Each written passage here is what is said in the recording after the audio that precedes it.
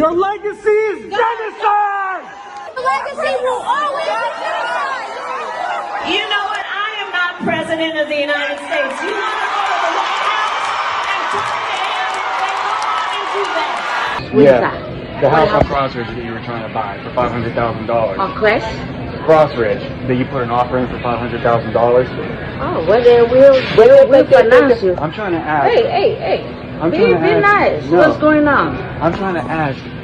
How are you niggers getting in here and doing whatever the fuck who? You niggers. Stop. You monkeys.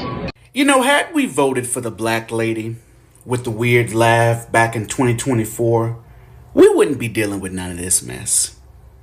You know, every time I witness a tragedy occur in this country, I just think about, had we just voted for the black lady with the weird laugh, we wouldn't be in this mess.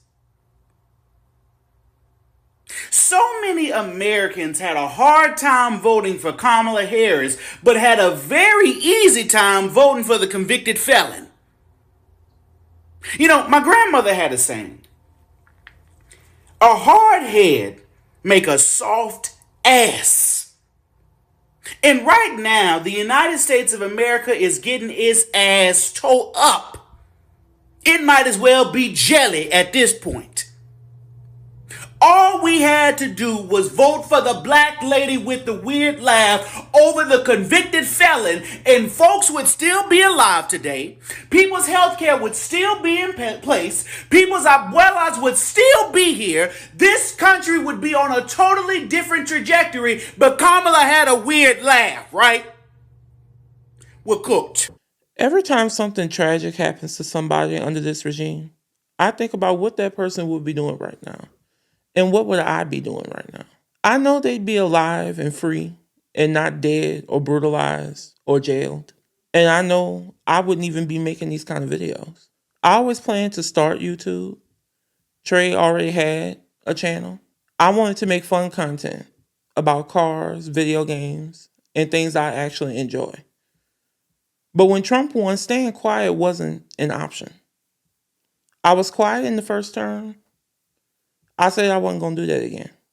Making light apolitical content felt wrong while all of this was happening. Our lives would literally be better and different if not for people who couldn't bring themselves to support a black woman with an endearing laugh and imperfect but forward-moving policies. Today is January 21st, 2026. Exactly a year and a day into this term. And progressives have spent the past year arguing about why we lost. But there's been one constant: blame and hostility towards Kamala Harris. Some of it was justified, most of it wasn't. And what stands out to me the most is how typical it all is. A black woman given half a chance to pull off the impossible in the absolute shortest amount of time with attacks from all sides. And when it doesn't go well, why would it? It's more attacks with no grace and no more chances. What the fuck are we doing?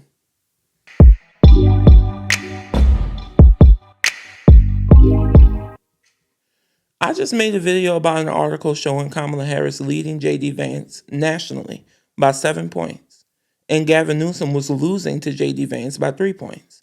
And this person commented this: "We don't want another Zionist warmonger corporate shill. The left made it clear," they say. "Move the fuck on, please." As soon as I saw that, I had an epiphany. Given how close the election was in key swing states, and the fact that Trump won the popular vote for the first time since 2004, I started asking, how much of this came down to voters like this?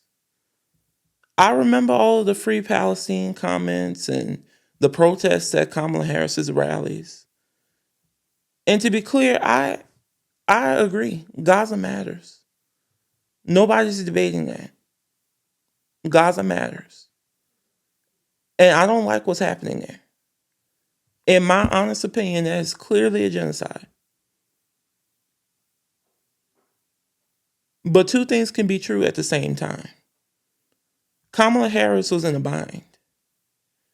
She didn't control foreign policy. Joe Biden did. And publicly breaking with the sitting president as the sitting vice president would have triggered nonstop media attacks.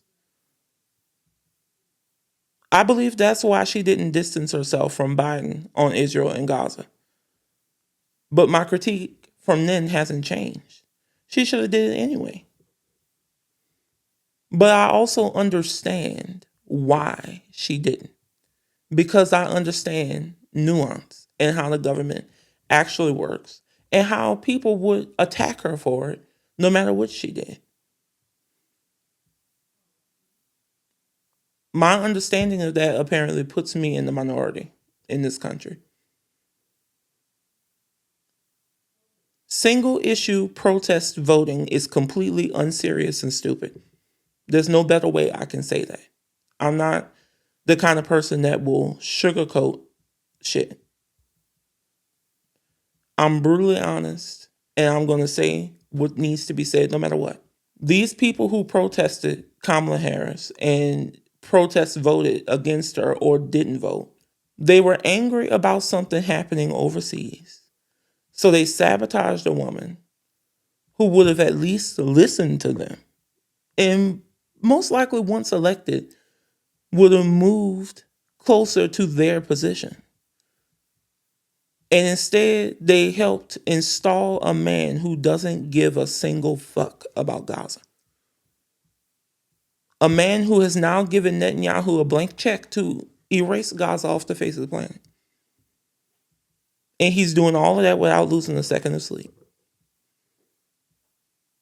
And he's also doing the same authoritarian shit here at home. And openly threatening to do it to Greenland, which is controlled by Denmark. So they claim to care about Gaza, yet their actions help guarantee its destruction. And ours. And here's the part that actually enrages me. I don't believe they care about Gaza at all. If they did, they'd bring that same energy to Donald Trump. But they don't. Instead, they harass Kamala Harris at her book events, who is now a private citizen, because they know that she can't do anything to them. They know Trump would meet them with tear gas, batons, and mass arrests, just like he did to protesters in 2020, just to go to a church for a photo op and hold the Bible upside down. He literally did it already. And they know that and they fear that. So they punch at easy, safe, low-hanging fruit and hide behind their keyboards and leave comments like that shit.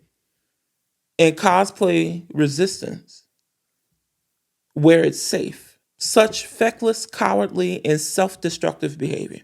The worst instincts of so-called activists on full display. Now I want y'all to see what that behavior right there helped usher in.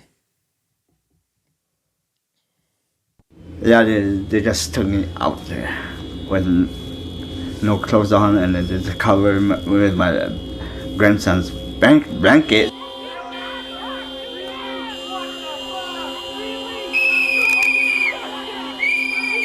They didn't ask for my ID or anything until after they handcuffed me, and then they asked me, do I have my ID? I go, yeah, it's in the room. And then my daughter-in-law, she tried to get my ID, but they didn't want to see it no more. Just the ID? Yeah. Just a...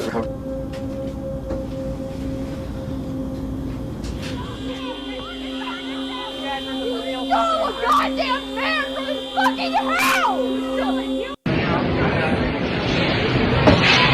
Yo, are you Queenie? Yes. Let me ask you a question. How do you get to this country and have this much money to start a store and buy houses for $500,000? $500,000? What is that? The house on Crossridge that you were trying to buy for $500,000. On Crest?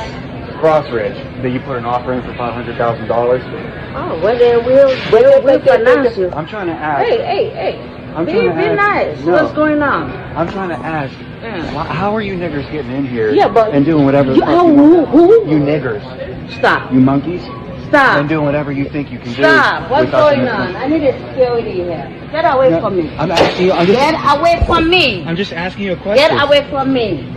Why are you buying? How do you have money to buy all this bread? Security, please. I need a security. Get away from me. I'm just asking. How Get can away from me. Why people- Security, please. why people Get can't fill a away shopping from cart, but these monkeys come in our country? Get away from me. Who's monkey? You're a monkey. You're a monkey. Can somebody call me a security, please? And they come in this country. These ones too. What are you guys doing? You gonna fill up a whole shopping cart? Somebody stupid. Are you gonna fill a whole shopping cart up? Don't talk to him. Don't talk to him. Take your stupid camera somewhere. Niggers. Can you do me a favor? Alright, you wanna go with that instead of... Hello? Housekeeping? I got mint for pillow. It's the door, shithead. Then this door's bulletproof. He's probably getting ready to find out. Actually, they can't chunk a spear through this thing, can they? I should have said that. I should have said that right there. And again, with the rats.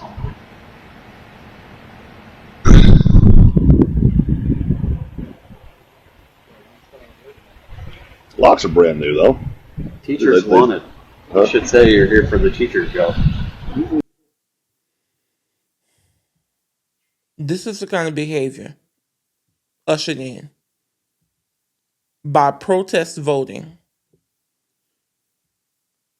And because they protest voted, this bitch is in there. And he didn't even do what they wanted him to do.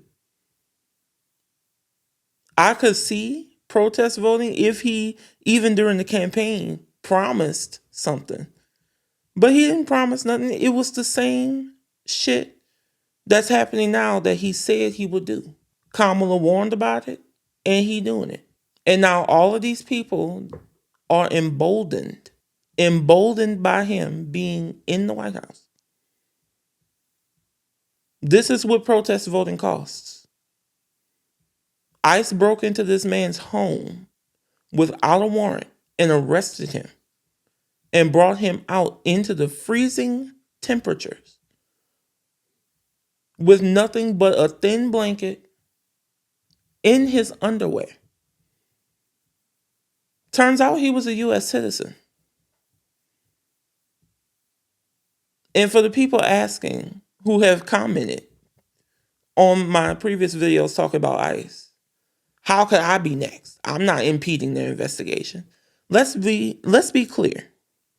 First, yelling at ICE, blowing the whistles, honking the horns, even following them just to observe, that's not impeding. In fact, they're impeding their own investigations by getting out and confronting people who do that. There's nothing illegal about doing that, and it's not impeding. Y'all can call it impeding as much as you want, but it's not. Second, what exactly was this man impeding in his house, his own house, when they broke in and dragged him out in his underwear with no warrant? The ICE internal warrant, whatever the hell it's called, is not a judicial warrant. That's what they need in order to break into somebody's house. A judicial warrant signed by a judge. They did not have it. I genuinely would love to see and hear their justification of this. There's no need to go to the circus to watch acrobats. Just watch MAGA. They'll twist themselves into knots to excuse anything their dear leader does. And then the man that was shouting the N-word and calling that lady a monkey, that man is Michael Todora. He is on video tracking down Augusta Queenie Gold and asking her, how do niggers come into this country and fill up carts and buy a $500,000 house? I summarized what he said, but there was more disrespect than what he actually said in the video. He repeatedly called her the N-word and a monkey, and other people standing there too, while complaining that white people can't fill up baskets at the store. That sounds like projection. It sounds like something that he can't do, and he's jealous of it. I could spot their projection a mile away. So, Michael, immigrants come here with nothing, and they work their asses off. They work so they get. That's the formula. I thought that's what the right claimed to believe in. But apparently hard work only counts when it benefits people like you. What should disturb everyone about what he did is how much information he had. He knew her real name, her nickname, where she worked, the location of a house she doesn't even own yet, and the exact amount she offered on it. That's not random. That's not public record. I can't say definitively how he got that information. But word on the street is that his wife is a realtor. Ain't that a bitch? Ain't that convenient? If that's true, and if that information came from her, sharing it would be unethical and potentially illegal. I can't think of another way where he would have got that information. Something is fishy here. And this isn't an isolated incident. I also showed a video of these MAGA people walking up to houses and businesses they think is Somali owned and saying that racist shit at the door, asking if it's bulletproof and that they're about to find out if it is or not. This is what MAGA looks like when it's emboldened. And these people feel empowered now. And yes, so-called Gaza activists help make that happen. There's no earthly reason as to why Illinois and New Jersey should have been as close as it was. And I'm pretty sure it was because of that. And with how close Wisconsin, Michigan, and Pennsylvania was, that definitely could have swayed the election. All she needed was Wisconsin, Michigan, and Pennsylvania, and she would have been at 270. And if Kamala Harris had been sworn in, Renee Good would still be alive. The people ICE dragged out of their homes and places of work would be home right now. The people ICE killed would still be breathing. And the part that's the most infuriating, I haven't heard a shred of regret from the people who used Kamala's laugh, Gaza, and anything else they could pull out of their ass as an excuse to not vote for her. For the most part, all they did was go silent or protest her book events until the backlash made them shut up. Those people who helped usher this in don't get to pretend they had nothing to do with it. They are responsible for it. That's my position.